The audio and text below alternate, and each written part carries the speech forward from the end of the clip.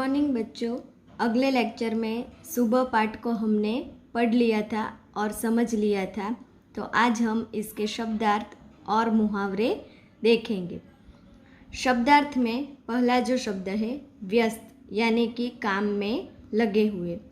उत्सुकता तो अधीरता, त्योहार तो पर्व, भुलक्कड़ तो भूलने वाला, बेजान तो निर्जीव, इलाज तो उपचार, निर्भर तो भरोसे रहना, दलिया तो गेहूं से बना खाद्य पदार्थ,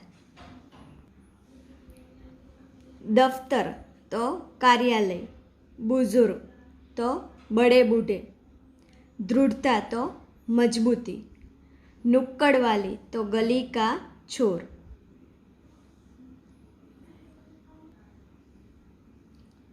जिंदा दिल तो खुश मिजाजी। मुहावरे के अर्थ है। पहला है आँखों का तारा, यानी कि बहुत प्यारा होना। दूसरा हाथ बटाना, यानी काम में मदद करना। पीठ थपथपाना, यानी कि शाबाशी देना। तो बच्चों, अब हम अभ्यास जो है वह देखेंगे। अभ्यास का पहला जो प्रश्न है, उदाहरण के अनुसार निम्नलिखित शब्दों का वाक्य में प्रयोग कीजिए। यहाँ उदाहरण दिया गया है मंडराना और उसका वाक्य में प्रयोग किया है आकाश में काले काले बादल मंडराने लगे। इसी तरह यहाँ 5 शब्द दिए गए हैं, इसका वाक्य में प्रयोग करना है। पहले मैं आपको ये बता देती हूँ, फिर आपको वाक्य खुद लिखने होंगे। बाधा, यानी कि रेशमा की शारीरिक कमी उसके इरादों में बाधा नहीं बनती है। दूसरा है उत्सुकता, तो इसका वाक्य में प्रयोग है रेशमा बड़ी उत्सुकता से अपनी माँ से पूछती है। दृढ़ता, तो दृढ़ता का अर्थ होता है दृढ़ भाव, यानी कि रेशमा की आवाज़ में दृढ़ता थी। बुजुर्ग, तो हमारे दादा दादी बुजुर्ग हैं। व्यस्त, तो मैं अपने काम में हमेशा व्यस्त रहती हूँ। बच्चों, मैंने जो यहाँ बताए वह भी आप लिख सकते हो। इस पाठ में जो शब्द का प्रयोग हुआ है इसके साथ भी आप उसका प्रयोग करके वाक्य बना सकते हो, या आपको जो पसंद है वह भी आप लिख सकते हो। प्रश्न 2 प्रश्नों के उत्तर दीजिए। पहला जो प्रश्न है, दीदी आपका यह धमाकेदार धक्का मुझे हमेशा याद रहेगा। गोलू ने रेशमा से ऐसा क्यों कहा? तो बच्चों, आपको पता होगा कि गोलू अपनी दीदी रेशमा को ऐसा क्यों कहता है, तो आप सोचो, फिर मैं आपको बताती हूँ। आपने सोच लिया होगा तो मैं आपको बता दूँ कि क्योंकि उसके धक्के के कारण वह पटाखे से जलने से बच गया था, इसलिए गोलू अपनी दीदी को यह कहता है कि दीदी आपका यह धमाकेदार धक्का मुझे हमेशा याद रहेगा। दूसरा है रेशमा की शारीरिक कमी उसके इरादों में कभी बाधा नहीं बनी। भाव समझाइए, यानी कि पोलियो के कारण रेशमा के दोनों पांव बेजान हो गए थे, लेकिन इस शारीरिक कमी से उसकी हिम्मत में कमी नहीं आई थी। वह हर काम पूरे आत्मविश्वास और लगन से करती थी। पोलियो से उसके पैर निकम्मे हो गए थे, पर इसका मन कमज़ोर नहीं हुआ था। ऐसा आप लिख सकते हैं।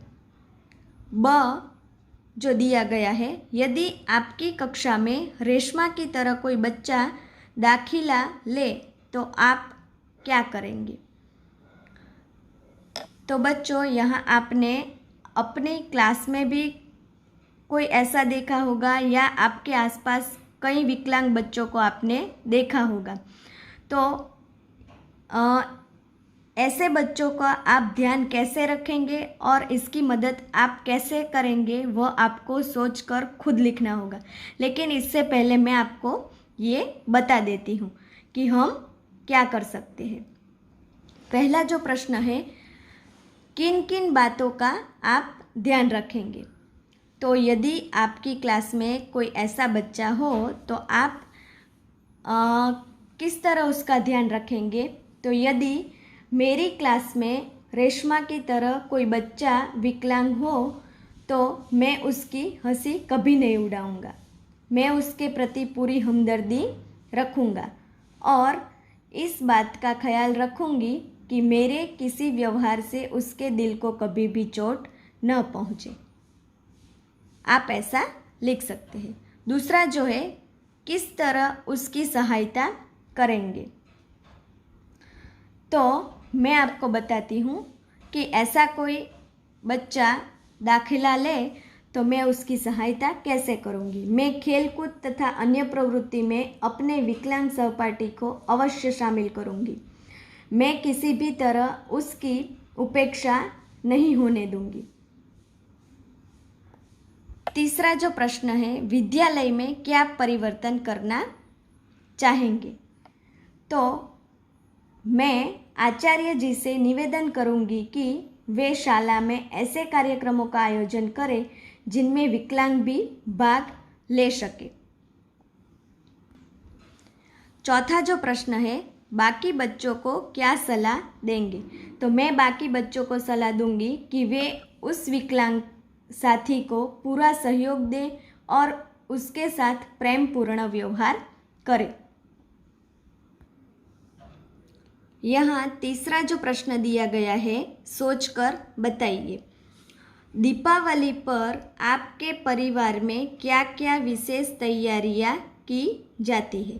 तो बच्चों, हम सब ने दिवाली का त्यौहार बड़ी धामधूम से मनाते हैं। तो हमारे घर में दिवाली के त्यौहार के दिन कैसी तैयारियां होती है यह आप सबको पता होगा।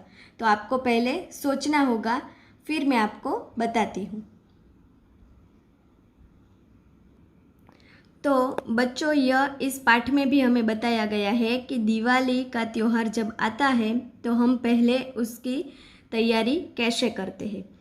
तो दीपावली का त्यौहार आते ही हमारे परिवार में सर्वप्रथम पूरे घर की सफाई की जाती है।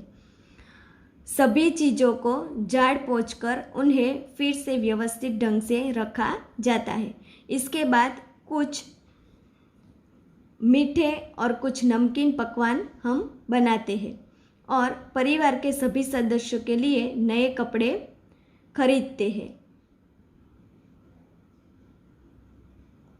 दूसरा जो प्रश्न है, क्या दिवाली पर पटाखे छुड़ाने चाहिए, क्यों। तो बच्चों, आप सब लोग पटाखे जलाते होंगे, तो आपको भी पता होगा कि क्या हमें पटाखे छुड़ाने चाहिए। अगर छुड़ाने चाहिए तो क्यों, वो आपको पहले सोचना होगा।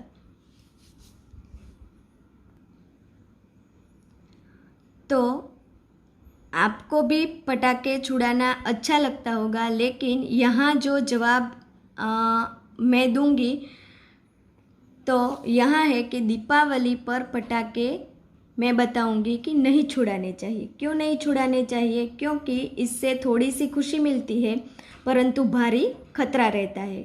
क्यों खतरा रहता है, तो इस पाठ में भी हमने देखा है कि पटाखे जलाने के कारण गोलू जलने से बच जाता है। क्यों, तो उसकी बहन उसे रेशमा बचा लेती है, वह आपने देखा। तो इसकी वजह से भी हमें पटाखे नहीं जलाना चाहिए क्योंकि हम पर खतरा रहता है।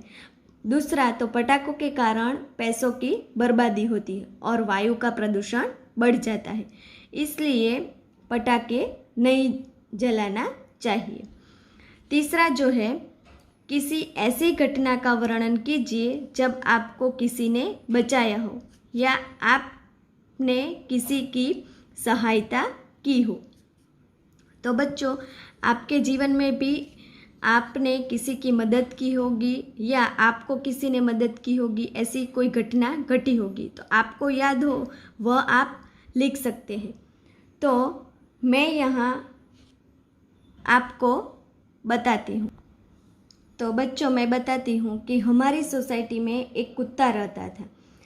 उसके 3 बच्चे थे। एक दिन मैं स्कूल से, जब मैं छोटी थी तो स्कूल से छूटकर आ रही थी, तब कुत्ते मेरे पीछे दौड़ने लग गए थे।